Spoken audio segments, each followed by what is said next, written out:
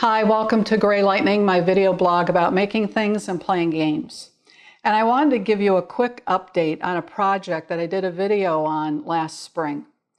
And that was, I was making a multi-layer mandala piece of artwork for my screened-in porch that had a very beautiful rug that I liked, and had a big opening in the wall where the prior owners had put in a big screen TV, and we didn't want to do that. So I was making something to fill that space.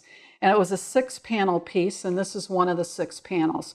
And I will put a link to that video that I posted last spring here so that you can check that out if you're interested.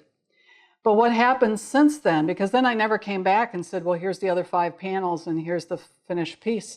And I didn't do that because I didn't finish it. And the reason is that I learned, we just moved here 3 years ago, and we went through, at that point, our 2nd season of pollen, spring pollen in North Carolina.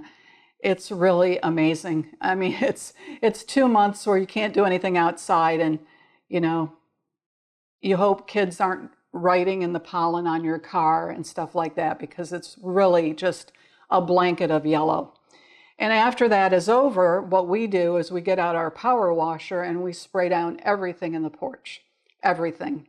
And it became clear to me that I really didn't want to put all the effort into this piece of art because it wasn't going to hold up in that environment. And so I just stopped. I didn't do anything. I didn't know what to do. But then a couple of months ago, I got an idea of how to use that artwork to fill the void in the wall. And this was my solution.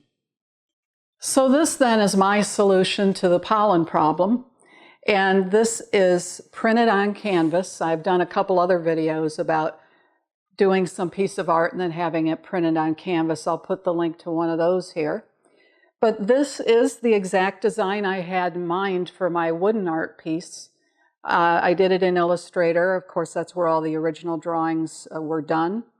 I made sure that I did them in 300 DPI, dots per inch, so that it was good enough quality to be printed, and laid them out in this format, put in the background color, and sent it off to the printers. It took about 4 days for it to show up.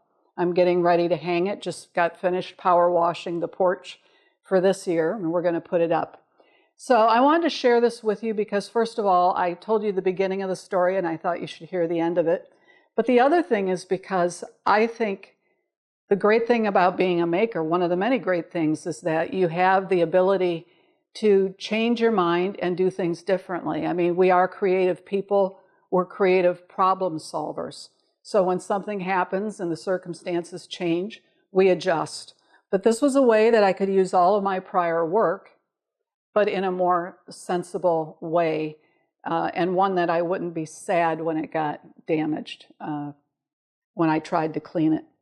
So this piece here costs about $170 to print. I'll clean it after every pollen season. If it lasts 3 or 4 seasons, I'll just have it reprinted.